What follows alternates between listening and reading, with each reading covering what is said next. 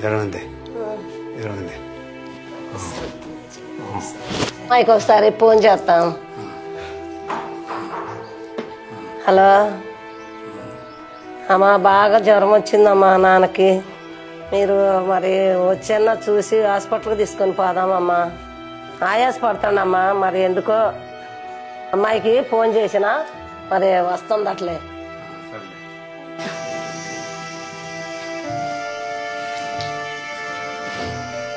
అమ్మా ఎట్లుంది నాన్నకి?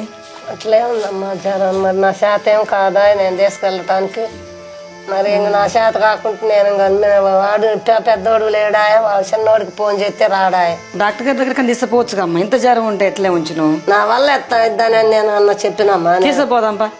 డాక్టర్ గారు ఫోన్ చేద్దాం, లేకపోతే ఆయన పిలిపిద్దాం. ఫోన్ చేస్తా ఉండు. తీసుకుపోదాంపా, డాక్టర్ దగ్గర తీసుకుపోదాంపా. ఆర్ఎంపీ డాక్టర్ దగ్గర తీసుకుపోదాం అక్కడికన్నా.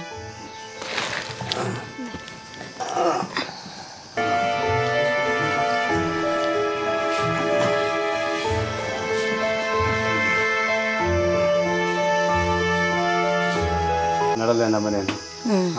కూర్చో కూర్చో. ఫోన్ అన్న చేస్తా, డాక్టర్కి ఫోన్ అన్న చేస్తా. వస్తలే కానీ కూర్చో కూర్చో. ఫోన్ అన్న చేస్తా నేను.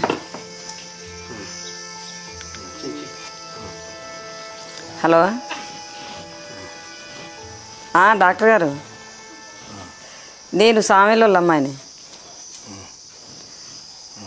అవునండి. అదే నాన్నకు బాగా మొన్నటి నుంచి జ్వరం వస్తుందంట. హాస్పిటల్కి చూపించలేదు. ఏంటమ్మానంటే ఎక్కడ లేవట్లేదమ్మా అని అన్నది. మరి ఒకసారి ఆరాధన చూద్దరు కానీ. సరే రండి రండి.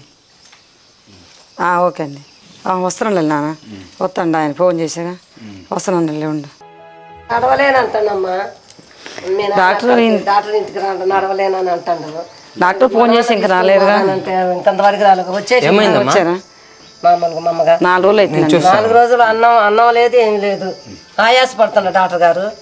సెకండ్ అమ్మా చూస్తాను. వారం రోజులు అవుతుంది డాక్టర్ గారు. అన్నం తినలేదు, ఒక రొట్టెగా కూడా తినలేదు. చేయమనంటే తాత గాలి బాగా పీల్చండి తాత.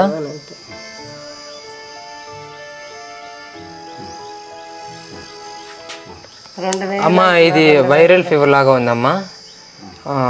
2000 దాకా ఖర్చు అవుతాయి. అప్పుడు నేను ఇంజక్షన్ చేస్తాను. 2000 డబ్బులు లేవు కానీ ఇప్పుడు. బాధపడాలి. లేదమ్మా 2000 దాకా అవుతాయమ్మా. మరి ఏం చేస్తాం? ఇయ్యమ్మా ముందు చూడండి, ఇస్తాలేండి. 2000 దాకా ఇస్తేనే చేయగలుగుతానమ్మా, లేకుంటే నేను ఇస్తా అండి. సరే చేస్తాను అయితే ఇంజక్షన్. ముందు చేయండి, మీరు ఇంజక్షన్ చేయండి. ఇస్తా కానీ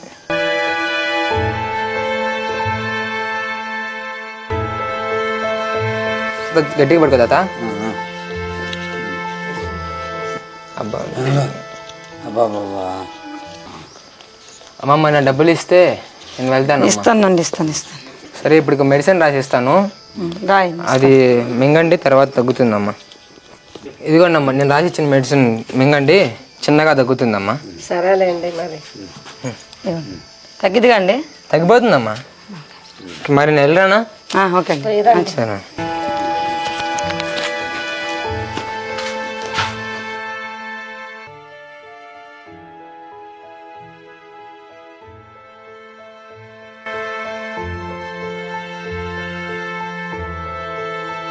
ఆయాసపడుతుండే. మేము ఎన్ని రోజులు ఉన్నా కానీ దగ్గనే లేదు. దగ్గిద్దిలే అయ్యా, దగ్గిద్ది. పోదాం హాస్పిటల్, పెద్ద హాస్పిటల్ కన్నా పోదామని అన్నది. పిల్ల రానేలేదు. వచ్చింది కానీ ఏమైనా తింటండా? ఏం తింటలేదమ్మా. వారం రోజులు అయింది తినక. వారం రోజులు అయింది, ఏమీ తింటలే. ఫోన్ చేసిండు చిన్నోడు? ఏమన్నా ఫోన్ చేసిండు, తీసుకుపోమని అని చెప్పిండు. మరి పోదామా? పోదాం. మరి ఏం చేస్తామమ్మా పోకుంటే? మరి జ్వరం బాగుంది అమ్మా. ఇట్లా బాగుంది. మరి హాస్పిటల్ తీసుకుపోదామమ్మా. మరి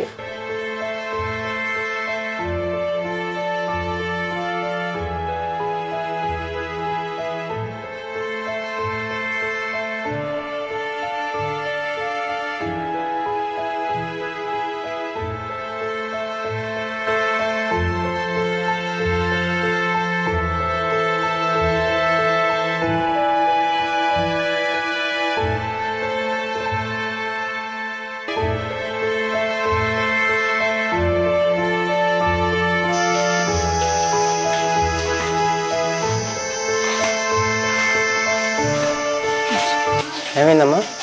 డాక్టర్ గారు జ్వరం వస్తుందండి. వారం 10 రోజులు అయిందండి.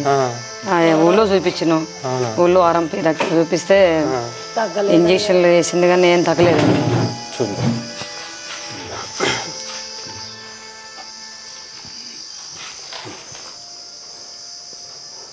శ్వాస తీసుకో తాతగారు. తెరవండి.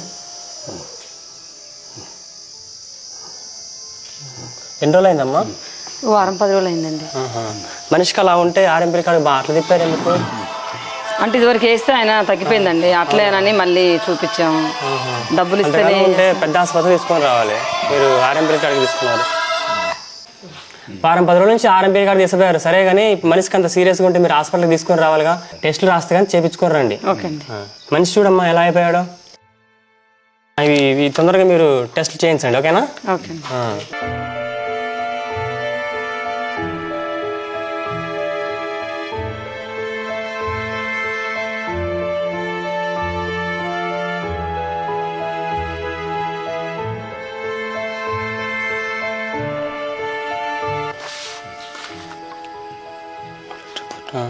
అమ్మ ఆయనకి బ్లడ్ ఇన్ఫెక్షన్, యూరిన్ ఇన్ఫెక్షన్ ఉంది, కిడ్నీ ఇన్ఫెక్షన్. ఈ రిపోర్ట్స్ ఈ విధంగా ఇంత ఇన్ఫెక్షన్ అయిందనమాట. బాగానే మీరు అర్జెంటుగా ఐసీయూలో చేర్పించాలి. సీరియస్ కండిషన్లో ఉన్నాడు మనిషి. అర్థమైందా? మీరు అర్జెంటుగా ఇప్పుడు ఐసీయూలో చేర్పించండి. అర్థమైందా? చాలా సీరియస్ కండిషన్ ఉన్న మనిషి దక్కడు. చేపిపోతే మీరు అర్జెంటుగా ఐసీయూలో చేర్పించండి. అర్థమైందా? తీసుకెళ్ళండి లోపల, నేను చెప్తాను. కంపౌండర్ వీళ్ళని తీసుకెళ్ళమ్మా.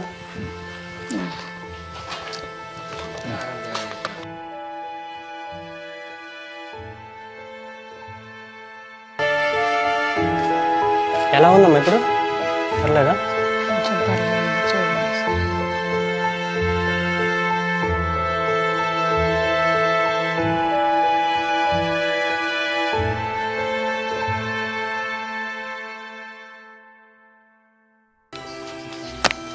కొంచెం పర్లేదులే అమ్మా. అప్పటికిప్పటికి ఆయాసం అంతా కొంచెం ఫ్రీగానే ఉంది. ఒక 5 days అట్లా ఉంచితే అబ్జర్వేషన్లో పెడదాం. 5 days చూద్దాం. మెడిసిన్ చేస్తున్నారుగా మామూలు? సరే, ఏం కాదులే అమ్మా, తగ్గిపోయిద్ది. ఒక 5 days అలా క్లియర్ అవుతుందండి. సరే అమ్మా. సరే, టయానికి మందులు వేయండి అమ్మా. ఓకే.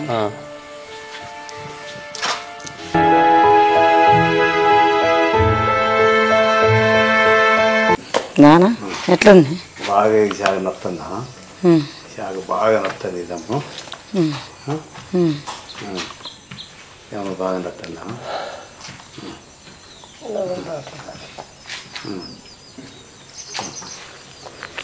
డాక్టర్ గారు తగ్గిపోద్దులే అన్నాడు కదా. ఎక్కడ తగ్గింది? అసలు మూలుగుతా ఉండే. ఎక్కడ తగ్గింది? తగ్గనే లేదు కదా. మందులు ఎత్తనే ఉంటాయి. ఈసారి వచ్చినప్పుడు అడుగుతాను డాక్టర్ గారిని అసలు ఏంటి కనుక్కొని. ఏంటమ్మా? నమస్కారం అండి. మళ్ళీ అంత ఏం వస్తుంది అంటుండండి.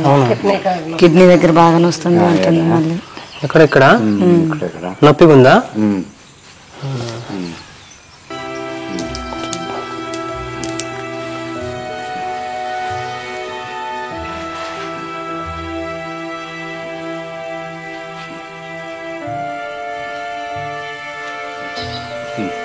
ఇక్కడ నొప్పిగా ఉందా? నొప్పిగా ఉందా బాగా? శాఖ బాగా నొప్పి బాగా నొస్తుంది. కొద్దిగా ఇన్ఫెక్షన్ అయినట్టుందమ్మా. నాకు ఏదో డౌట్గా ఉంది కానీ నేను రాస్తా. స్కానింగ్ తీసుకురండి. పోయి స్కానింగ్కి రాస్తా, తీసుకొని రండి. రాసి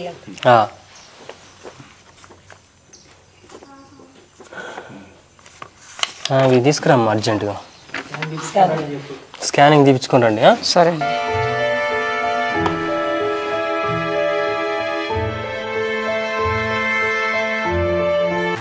సీరియస్ కండిషన్ ఉందమ్మా. డయాసిస్ చేయాలి. డయాసిస్ కిట్ రాసిస్తా, తెచ్చుకోండి.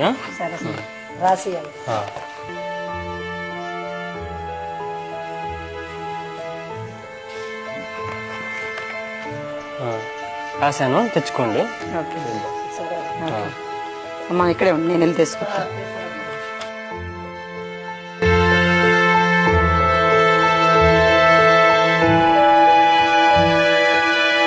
డయాసిస్ పడ్డా కానీ ఇంకా తగ్గలేదేందమ్మా, కాళ్ళు గట్ల ఉబ్బుగానే ఉన్నాయి, ముఖం ఉబ్బుగా ఉంది, మళ్ళా సీరియస్ గా ఉంటాడమ్మా. ఏంటి మరి ఎన్ని రోజుల నుంచి అసలు ఆయన వైద్యం చేస్తానంటాడు, వారం 10 రోజులు అయితే చేసుకొచ్చి ఇక్కడ పంపించి అవి తీసుకురమ్మన్నాడు, ఇవి తీసుకురా అంటాడు, ఇది చిత్తున్నాం కానీ అసలు ఏం తగ్గలేదు. చేతులు వాసే ఉన్నాయి, ముఖం మారిపోయింది, మనిషి కాళ్ళు ఉబ్బినాయి. డాక్టర్ గారు వచ్చాక ఈరోజు అడుగుదాం అసలు ఏంటి, ఏం చేస్తాడు అసలు ఏంటి.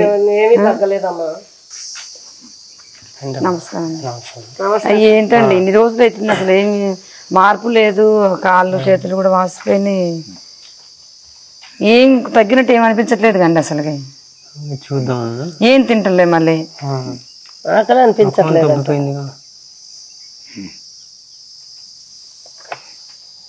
ఆకలి అనిపించట్లేదంట. అది అట్లనే ఉన్నది కదా, రోగం వెనక్కి పడలేదుగా. మళ్ళీ వస్తా అమ్మ, నేను అన్నమాట చూస్తా. సరేనండి.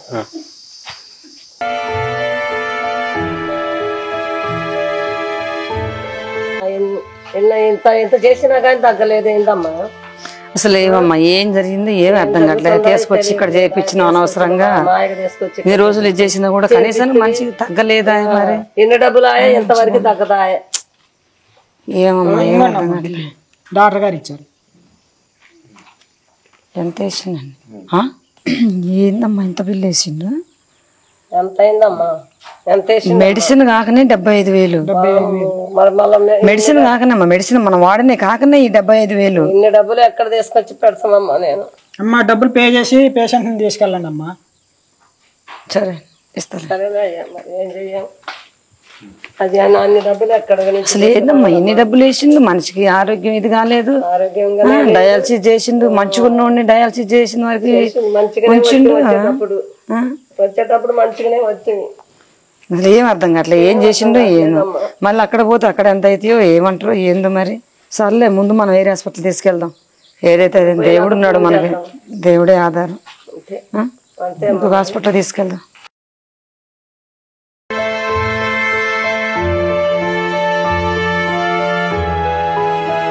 మనిషి బాగా ఆగమైపోయాడమ్మా. మొహం ఉబ్బిపోయింది, కాళ్ళు చేతులట్టు ఉబ్బిపోయినాయి.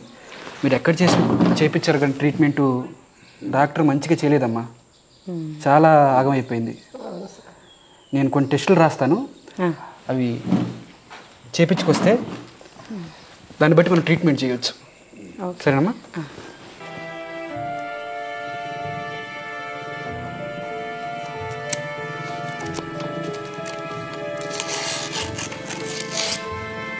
ఈ టెస్టులు కిడ్నీకి, యూరిన్ది, బ్లడ్ది 3 రాశానమ్మా. అవి చేయించుకురండి, దాన్ని బట్టి మనం ట్రీట్మెంట్ సరిగ్గా చేయొచ్చు సార్. ఓకే సరే వెళ్ళు.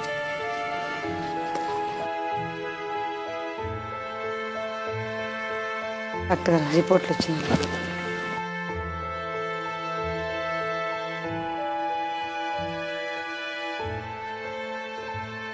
పోయినసారి కూడా అలానే చేసిరండి, సీరియస్ అని మళ్ళీ టెస్ట్లు అన్నారు. కండిషన్ ఇప్పుడు కూడా క్రిటికల్గా సీరియస్గానే ఉందమ్మా. కిడ్నీలో చీమ్ బాగా పట్టేసింది, బ్లడ్లో ఇన్ఫెక్షన్ బాగా ఉంది, యూరిన్ ఇన్ఫెక్షన్ ఉంది. అర్జెంటుగా కిడ్నీలో ఉన్న ఆ చీమును బట్టి, ఆ ఇన్ఫెక్షన్ బట్టి అర్జెంటుగా స్టెంట్ వేయాలి, రేపే వేయాలి.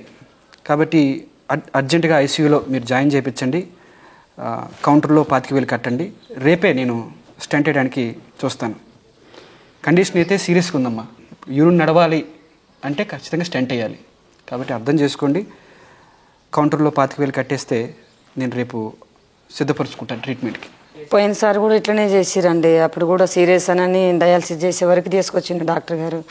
అప్పుడు కూడా మేము ఒప్పుకొని సరే అండి చెయ్యండి అని అన్న. మళ్ళీ ఇప్పుడు మీరు స్టంట్ అంటున్నారు, మళ్ళీ ఒకసారి బిల్లు ప్లే చేయాలి. ఈసారి సక్సెస్ అయ్యిద్ది ఖచ్చితంగా. నా వంతు నేను ప్రయాసపడతాను. రిపోర్ట్స్ చూశాను కాబట్టి రిపోర్ట్స్ ప్రకారమే నేను జాగ్రత్తగా ట్రీట్మెంట్ చేస్తాను. పోయినసారి స్టెంట్ వేసారా? లేదు కదా. ఈసారి స్టెంట్ వేస్తే యూరిన్ పాస్ అయ్యింది కాబట్టి సగం ఆ సీమ తీసేయచ్చు. కాబట్టి రోగం 70-80% అక్కడే క్యూర్ అయిపోతుంది. కాబట్టి అర్జెంటుగా ఐసీయూలో జాయిన్ చేయించి 25,000 స్టెంట్కి కట్టేస్తే రేపొద్దున మనం ఆపరేషన్ చేయించవచ్చు. సరే మీరన్నా కొంచెం జాగ్రత్త చూడండి. తప్పకుండా అమ్మా, తప్పకుండా. ఇక జాగ్రత్త.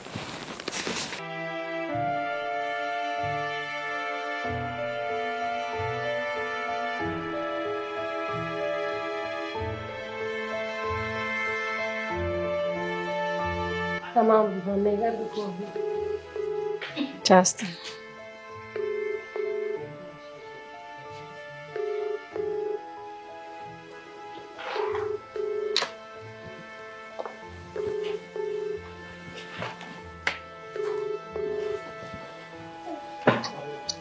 హలో మమ్మీ ప్రైజ్ రాడు మమ్మీ. అమ్మ ప్రైజ్ లేడమ్మా. నేను మరియమ్మనమ్మా. అమ్మ ప్రైజ్ లేడు తల్లి. మీ నాన్నకు బాగా సీరియస్ అని చెప్పారు మమ్మీ. హాస్పిటల్లో డయాలసిస్ చేశారు, మళ్ళీ వేరే హాస్పిటల్కి పంపించారు మమ్మీ సీరియస్ అని. అయ్యో అవునమ్మా. అవును మమ్మీ. డయాలసిస్ చేశారమ్మా? చేశారు మమ్మీ. అయ్యో అవునమ్మా. ఏం కాదమ్మా, భయపడకు, బాధపడకు. మళ్ళీ సీరియస్ అని వేరే హాస్పిటల్కి పంపించారు మమ్మీ. వేరే హాస్పిటల్కి పోతే డాక్టర్ గారు కూడా సీరియస్, మేమేం చేయలేము అని గ్యారంటీ ఇవ్వట్లేదు మమ్మీ. అయ్యో అవునమ్మా. ఆపరేషన్ చేయాలంటున్నారమ్మా? అవును మమ్మీ. అవునా, కిడ్నీ ప్రాబ్లం అంటున్నారు కదా, మరి ఆపరేషన్ ఏంటమ్మా? చెయ్యాలి అని అంటున్నారు మమ్మీ. అంటే ఇన్ఫెక్షన్ ఎక్కువ అవటం వల్ల ఆపరేషన్ చేయాలమ్మా అని సీరియస్గా మాట్లాడుతున్నారు. ఇంత కండిషన్ ఇంత సీరియస్ అయిందనుక ఎందుకు తీసుకురాలేదమ్మా అంటే వేరే దగ్గర చూపించామండి అన్న వాళ్ళు చూసి మమ్మల్ని తిట్టారు. ఇట్లా ఉన్నప్పుడు మీరు ఎక్కడ ఈ అంటే కిడ్నీకి ఎక్కడ చేయాలో అక్కడే చూపించాలి కదా, ఇన్ని రోజులు మీరు అక్కడ ఎందుకు ఉంచారమ్మా, డయాలసిస్ చేసే వరకు అక్కడే ఉంచారని అంటున్నారు మమ్మీ. అవునమ్మా. అవును మమ్మీ. సరే అమ్మ, ప్రే చేద్దాము. ఏమీ కాదు, మన దేవుడు గొప్ప దేవుడు. నాన్నగారి పట్ల దేవుడు గొప్ప కార్యం ఇస్తాడు. ఏం కాదు తల్లి. ప్రేయర్ చేయండి. ఉన్నాడమ్మా, నాన్నగారి పక్కన ఉంటే చెవుపై పెట్టండి రా తల్లి, ప్రార్థన చేద్దాము. ఉన్నాడు మమ్మీ. ఇవ్వండి అమ్మా. మమ్మీ అమ్మా ప్రేయర్ చేయండి మమ్మీ. చెవుపై పెట్టారా? పెట్టే మమ్మీ. సర్వశక్తివంతుడు దయగల తండ్రి, నీకు వందనాలు చెల్లిస్తున్నాను ప్రభా. దేవా తండ్రి గారిని జ్ఞాపకం చేసుకో ప్రభా. దేవా ప్రతి అవయవేక్యము చేసిన దేవుడవు నీవు, సృష్టి యావత్తు నీది ప్రభా. తండ్రి గారి ప్రతి అవయవేకంలో మీ శక్తిని దయచేయండి ప్రభా. ఈ 2 కిడ్నీల మీరు ముట్టండి నాయన. ఏ అవయములు ప్రభు అనారోగ్యనీకంగా నిలిచిందను దేవా మీరు ముట్టండి, తాకండి, సంపూర్ణమైన స్వస్థతలు దయచేయండి. ఇప్పుడే విస్లోరాసి కామ్ది మై కెనిక్ ఆఫ్ పౌరిమా, ఐ కెన్ మై సో ప్లీజ్ స్టాండ్ బై గో బ్రిక్ ఆఫ్ పౌరిమా. దేవా సంపూర్ణమైన స్వస్థతలు దయచేయండి. యేసుక్రీస్తు నామములో ఇస్తున్నాను తండ్రి. మమ్మీ అమ్మా ఏమి కాదు తల్లి, నాన్నగారి విషయంలో టెన్షన్ పడబాకు. దేవుడు అద్భుత కార్యాన్ని చేయబోతున్నాడు, గొప్ప కార్యం చేయబోతున్నాడు అమ్మా. నాన్నగారికి సంపూర్ణమైన స్వస్థత, మంచి ఆరోగ్యాన్ని ఇస్తున్నాడు దేవుడు అమ్మా. ఏం బాధపడబాకండి, ఏమీ కాదు, నాన్నగారికి ఏం కాదు. ఏదో అవుతుందని మీరు టెన్షన్ పడబాకండి, ఏమీ కాదు. నాన్నకి మంచిగా అవుతుంది. మందిరానికి వచ్చే సాక్ష్యం కూడా చెప్పుకుంటారు తల్లి. ఓకే మమ్మీ, ప్రేయర్లు పెట్టండి మమ్మీ. తల్లికి ఖచ్చితంగా ప్రార్థన రోజు జ్ఞాపకం చేసుకుంటాను నాన్నగారిని. సరేనమ్మా? Okay mummy. ప్రైజ్ లేడమ్మా. ప్రైజ్ లేడు మమ్మీ.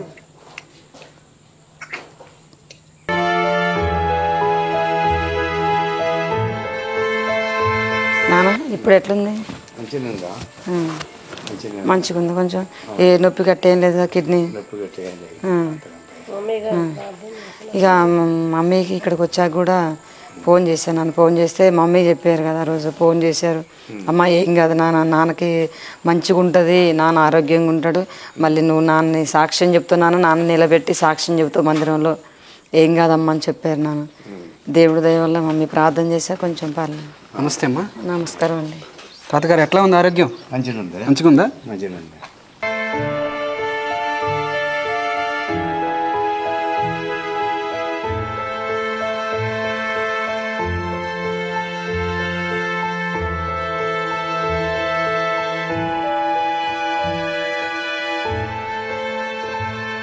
తాతగారు ఎట్లా ఉంది? నొప్పి ఏమైనా అనిపిస్తుందా? నొప్పి లేదా? ఇటు నొప్పి ఇటు కూడా ఏం లేదు కదా? మంచిగా ఉంది. ఫ్రీగా అనిపిస్తుందిగా? పెరిగినండి మా మంచిగా. ఏ ప్రాబ్లం లేదు. 4 రోజులు హాస్పిటల్లో ఉంచి శుభ్రంగా తీసుకెళ్ళిపోవచ్చు. ఏ ప్రాబ్లం ఇంకా రాదు. కాబట్టి మీరు ధైర్యంగా ఉండండి. స్టంట్ సక్సెస్ అయినట్టే. మంచిది. ఆరోగ్యం జాగ్రత్త. సరే సార్. థ్యాంక్స్ అండి. మంచిది.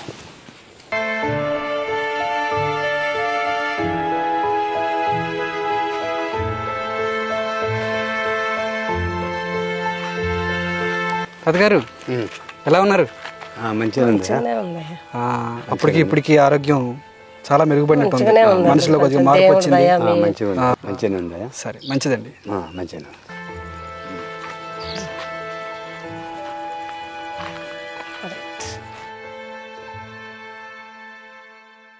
అందరికీ ప్రైజ్లు అండి. ఆత్మీయ సేవకులకి వందనాలు. కూడి వచ్చిన మీ అందరికీ వందనాలండి. నేను చెప్పబోయే సాక్ష్యం ఏంటంటే నాన్నగారిది సాక్ష్యం అండి. ఫస్ట్ జ్వరం వచ్చింది. జ్వరం అని ఒక 10 days దాకా బాగా ఇబ్బంది పడ్డాడు. ఇక తర్వాత ఆ నుంచి అమ్మ ఫోన్ చేసింది, అమ్మ ఇట్లా నాన్నకి ఎట్లుందనంటే బాగా జ్వరం వస్తుందమ్మా, ఏం తినట్లేదు, ఏం తాగట్లేదు, ఏదైనా తిన్నా కూడా మోషన్స్ అవుతున్నాయి, వాంతింగ్స్ అవుతున్నాయి, ఏం తినట్లేదమ్మా అని చెప్పింది. సర్లేని ఇంకా నేను వెళ్ళినప్పుడు చూసినప్పుడు అసలు ఇట్లా కాదు, మా నాన్న చూసిన అసలు ఈ రూపమే కాదు. నేను భయంకరమైన పరిస్థితులు అంటే అసలు తన ముఖంని మేము చూడలేకపోయినాం. బాగా ఇబ్బంది పడ్డాడు.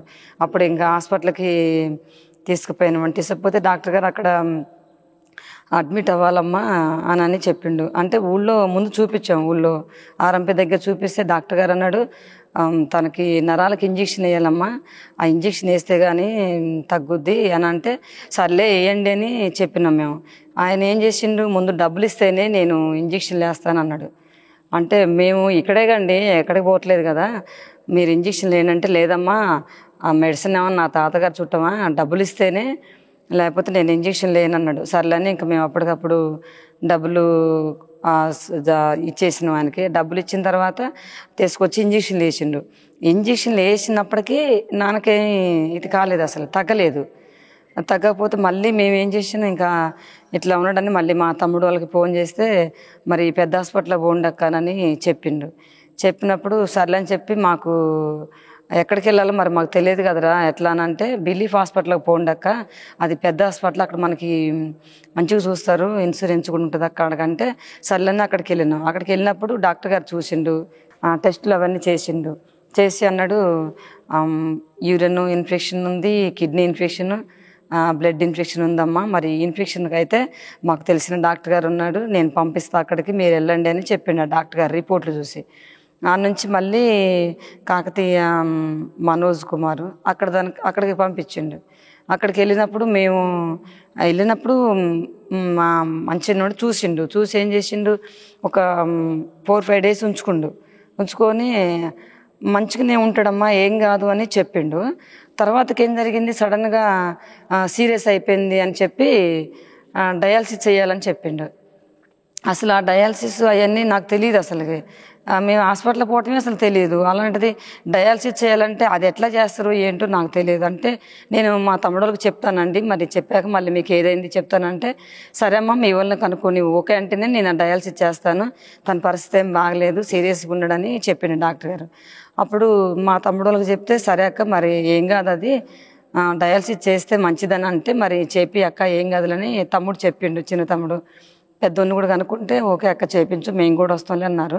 అయితే చేపించినాక కూడా తనకి ఐసీలో ఉంచడం వల్ల ఏమైందంటే బాగా ఊపిరి తీసుకోవటం కూడా తను చాలా ఇబ్బంది పడ్డాడు. అప్పుడు ఇంకొకటి ఏంటంటే తన బెడ్ పక్కన ఉన్న వాళ్ళు ఒక 2-3 చనిపోవటం నాన్న చూసిండు. మంచిగా ఉన్నాయని తీసుకుపోయి మేము అక్కడ వేసినప్పుడు నాన్న కూడా భయం అనిపించింది, ఇట్లా వచ్చిన వాళ్ళు అట్లా చనిపోయి వెళ్ళిపోతున్నారు, ఏం జరిగిద్దో ఏంటోనని ఆయన కూడా బాగా బాధపడతాడు. అమ్మ నేను ఇక్కడ ఉండను, వద్దు నన్ను తీసుకెళ్ళనని. ఇక మేము అక్కడికి వెళ్ళినప్పుడు నన్ను తీసుకెళ్ళమ్మా ఇక్కడ వద్దు అని బాగా భయపడతాడు. నాన్న ఏం కాదులే అని అంటే అలా చూసినప్పుడు మాకు కూడా భయం వేసిందండి. ఒక్కడే ఉన్నాడు, తన పక్కన చనిపోయిన ఒక ఆమెని అందులో పడుకోబెట్టి తనకు మొత్తం క్లాత్ కప్పేసి స్ప్రే కొట్టారు. నాన్న పక్కనే ఉంచారు ఆమెని. మేము ఆ స్థితిలో నాన్న చూసినప్పుడే మాకు భయం అనిపించింది. అసలే బాగలేని మనిషి కదా, మళ్ళీ ఆమెను చూసినప్పుడు నాన్న ఎట్లున్నాడు అని మాకు బాగా భయం అనిపించింది. సరిగా ఏదేమన్నా దేవుడి చిత్తమని ఇక మేము ఆ నుంచి ఆయన ఏం చేసిండు, ఒక 6 రోజులు అప్పటికైంది డయాలసిస్ చేసిండు. ఆయన ఏం తగ్గలేదు. ఆ నాన్నకి కాళ్ళు చేతులు ముఖం కూడా వాసిపోతుంది. మాకేం భయం అనిపిస్తుంది, ఏంటి ఇంత వైద్యం చేసింది కూడా ఏం తగ్గలేదు కానీ బాధ అనిపిస్తుంది. అంటే ముఖం కాళ్ళు అన్నీ వాసిపోయినప్పుడు డాక్టర్ గారు ఇక్కడ వద్దు అంటే మంచిగా ఉన్నాడు నాన్న తీసిపోయినప్పుడు. అందులో తీసిపోయాక ఏం జరిగిందంటే ఆయన ట్రీట్మెంటు సరిగా మరి ఇచ్చిండు లేదు మాకే తెలియదు. ఆ వైద్యం డాక్టర్కి తెలుసు కాబట్టి ఆయన చేసినప్పుడు ఏమైంది, మనిషికి దానికి సహకరించలే, మనిషి బాడీకి ముఖం కాళ్ళు చేతులు మొత్తం వాసిపోయినాయి. ఇక తర్వాత డాక్టర్ ఏం చేసింది, తెలివిగా ఆయన మా హాస్పిటల్ నుంచి పంపించాలి అని ఒక ప్లాన్ తోటి వాళ్ళ కంపౌండర్ వాళ్ళతోటి మాట్లాడి పంపించాలి బయటకని మాకు వచ్చి మరి ఇక్కడ డయాలసిస్ చేయడానికి పెద్ద మిషన్లు లేవు మన దగ్గర, మమతాకి రాస్తాను లేకపోతే గవర్నమెంట్ హాస్పిటల్కి రాస్తానని చెప్పిండు. అప్పుడు అట్లా అన్నప్పుడు ఇక మాకు భయం అనిపించింది. మా నాన్న మాకు దక్కడు, ఇక పెద్ద హాస్పిటల్కి అని అంటే వేరే దగ్గరికి ఎక్కడైనా తీసుకెళ్తాం, కానీ గవర్నమెంట్ హాస్పిటల్ మమత అంటే అక్కడ సీరియస్ కండిషన్ ఇంకేమీ లేదు, మనిషి మీద ఓప్స్ లేవు అనుకునే సిచ్యువేషన్లో అక్కడ పంపిస్తారు. డాక్టర్ గారేమో మరి అక్కడికి వెళ్ళండి అమ్మా అని చెప్పినప్పుడు మేము బాగా ఏడ్చినాం. మా నాన్నకి అక్కడికి వెళ్ళలేదు, మేము ధైర్యం చెప్పినాం కానీ మేము అక్కడికి వెళ్ళట్లేదు, నాన్న ఐసీయూలోనే ఉన్నాడు, ఇంకా బిల్లు వేసి వేరే హాస్పిటల్కి తీసుకెళ్ళండి అమ్మా అని చెప్పిండు. ఇంకప్పుడు బాగా ఏడ్చినాం మేము, మా అమ్మ నేను తమ్ముడు బాగా ఏడ్చినాం. ప్రభువా ఏంటయ్యా తండ్రి లేకపోతే ఆ బాధ మాకు తెలుసు ప్రభువా, మా నాన్న ఉండాలని బాగా ఏడ్చినాం మేము. ఎక్కడున్నా కూడా స్తుతించినాం. మరి సంఘంలో తల్లిగారికి తెలియపరిచినాం, మా అమ్మయ్య కూడా ప్రార్థన చేశారు. మరి సంఘంలో కూడా చెప్పినాం, ప్రార్థన చేశారు. తర్వాత ఇక ఏదైతే అదేందక్క ఏం కాదు, దేవుడు ఉన్నాడు, మనల్ని సృష్టించిన దేవుడు మనకు తండ్రిగా ఉంటాడు, మరి ఆయనే కార్యం చేస్తారని మేము బయటకు వచ్చినాం. అక్కడ బిల్లు కూడా చాలా బిల్లు ఎక్కువ వేసిండు. వారం రోజులకే బిల్లు, మేము వాడిన మెడిసినే 70,000 చిల్లర అయినాయి. మళ్ళీ ఆయన వేసిన మెడిసిన్ అది ఇంటికి వచ్చేటప్పుడు ఆ బిల్లు కూడా చాలా వేసిండు. ప్రభు మేము అనుకున్నాం ఏదేమైనా డాక్టర్ వచ్చి మీ నాన్న ఆపరేషన్ సక్సెస్ అయిందమ్మా అని చెప్పేవరకు ప్రభు నేను మోకాళ్ళ మీద నుంచి లేవనని డాక్టర్ గారు వచ్చి నాతో మాట్లాడి మీ నాన్నకు ఆపరేషన్ సక్సెస్ అయిందమ్మా అని చెప్పినట్టుగా అమ్మ దర్శనం చూసిందంటే అప్పుడు ఇక నేను ఇక ప్రార్థన చేస్తున్నాను, ప్రభా కార్యం చేయయ్యా, అనాథలు చేయవయ్యా ఈ లోకంలో, నాన్న బ్రతకలయ్యా అని ఇక బాగా ఏడ్చుకుంటున్నప్పుడు ఒక 1/2 అవర్ తర్వాత డాక్టర్ గారు వచ్చి ఇంకా ఎవరైనా వస్తారమ్మా ఆ పేషెంట్ని చూడటానికని కంపౌండర్ని పిలిపించిండు డాక్టర్ గారు. పిలిపించినప్పుడు నేను వస్తానండి అని వెళ్ళిన లోనికి. వెళ్ళినప్పుడు సీము అదంతా తీసేశారు. సీమ్ అయితే తన కిడ్నీలో ఫస్ట్ తీసినప్పుడు చీము ఇంత సీమ్ తీసిందండి, మాకు చెప్పకుండా తీశారు. తర్వాత మళ్ళీ వీళ్ళు చూడాలని ఆ సీము అదంతా చూపించింది మాకు. తర్వాత మళ్ళీ ఆపరేషన్ చేసేటప్పుడు నాన్న పడుకోబెట్టారు, తనకి స్పోయలేదు.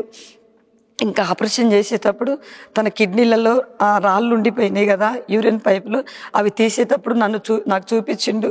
అవన్నీ కూడా మిషన్ తోటి మొత్తం పగలగొట్టేసిండు, అన్ని పగలగొట్టి ఇగో ఇట్లుందమ్మా మీ నాన్న కిడ్నీ, ఇగో ఇది పరిస్థితి అని డాక్టర్ గారు చెప్పినప్పుడు చూసి నేను బాగా ఏడ్చా. ప్రభా ఈ స్థితిలో మా నాన్న ఎంత బాధ అనుభవించిందని బాగా ఏడ్చి నేను అక్కడే అమ్మ ఏం కాదు మీ నాన్నకు మంచిగా ఉంటుందమ్మా అని ఇంకా డాక్టర్ గారు చెప్పిండు. అవన్నీ పగలగొట్టిండు, రాళ్ళు ఆ కిడ్నీలు మొత్తం శుభ్రంగా క్లీన్ చేసిండు. మంచిగా పైపు అది మిషన్ ద్వారా నోటి ద్వారా మిషన్ పంపించి మొత్తం శుభ్రంగా క్లీన్ చేసి అమ్మ ఇక మీ నాన్నకు ఆపరేషన్ సక్సెస్ అయింది, ఏం కాదు అని చెప్పిండండి. మరి తల్లి ప్రార్థన బట్టి సంఘ ప్రార్థన బట్టి మేమైతే ఈరోజు సజీవులుగా ఉన్నామయ్యా. దేవుడు ఇంత గొప్ప కృపనిచ్చి మరి నా సాక్షి దేవుడు నిలబెట్టిండు. నా తండ్రిని కూడా తన సన్నిధిలో తన సాక్షిగా నిలబెట్టుకుండి ఈరోజు మా నాన్న బ్రతికున్నాడంటే కేవలము దేవుడు చూపిన కృప. నా తల్లి ప్రార్థన చేసిందండి. మరి అదేవిధంగా సంఘస్థులు కూడా మా కొరకు ఎంతోమంది బాధ్యతగా మరి సహోదరులు ఎంతోమంది కూడా ప్రార్థన చేశారు. వాళ్ళందరికీ కూడా ప్రత్యేకమైన వందనాలు చెప్తున్నా. మా కొరకు ప్రార్థన చేసిన ఆత్మీయ తల్లి గారికి కూడా మేము ఎప్పుడు కూడా రుణపడి ఉంటాం, రుణస్తులుగా ఉంటాం. మా జీవితకాలం అంతా కూడా ఆయన మందిరంలో ఆయన వాడుకునే పాత్రలుగా, ఆయన పనిముట్లుగా మేము ఉంటాము. మరి ఎన్నటికి కూడా ఈ మందిరాన్ని విడిచిపెట్టం. ఎందుకంటే మా పట్ల ఎన్నో మేలులు చేసిండు, ఎన్నో మేలులు చేసి మమ్మల్ని ఆయన సాక్షులు నిలబెట్టుకుంటుండు. మరి మా అమ్మ నాన్న మేము సజీవులుగా ఉన్నామంటే కేవలము తల్లి ప్రార్థన బట్టే. ఎప్పటికప్పుడు మమ్మీ ఇది పరిస్థితి అంటే ఏం కాదు నాన్న, ఏం కాదు, నాన్నకు దేవుడు ఉన్నాడు అని మరి తల్లి ప్రార్థన చేసింది. మరి ఒకప్పుడు ఆ తల్లి చేసిన ప్రార్థన బట్టి నేను బ్రతికింది కదా, నా తండ్రి పట్ల కూడా దేవుడు ఆ కృప చూపుతాడని నేను నమ్మకంతో తల్లికి చెప్పినప్పుడు తల్లి కూడా బాధ్యతగా నమ్మకంగా మా కుటుంబం కొరకు తల్లి ప్రార్థన చేసింది. కన్నీటితో, ప్రసవ వేదనతో మా కుటుంబం కొరకు, నా తండ్రి కొరకు ప్రార్థన చేసింది. ఈరోజు మా తండ్రితో మేము నిలబడి ఉన్నానంటే కేవలము తల్లి ప్రార్థన బట్టే. మరి ఆ విడిచిన కన్నీరు వ్యర్థం చేయలేదు దేవుడు. నా తండ్రిని సజీవులుగా నిలబెట్టి ఈరోజు ఈ సాక్ష్యం చెప్తాను. దేవుడు గొప్ప కృపనిచ్చిండు మా పట్ల. దేవుడు చేసిన ఈ గొప్ప కార్యాలకు ఏమిచ్చినా కూడా ఆయనకి రుణము తీర్చలేము. ఎన్నటికీ మేము ఆయనకి రుణస్తులుగా బ్రతుకుతున్నాము. మరి ఈ చిన్న సాక్ష్యాన్ని దేవుడు దీవించి ఆశీర్వదించునుగాక. ఆమేన్. ప్రైజ్.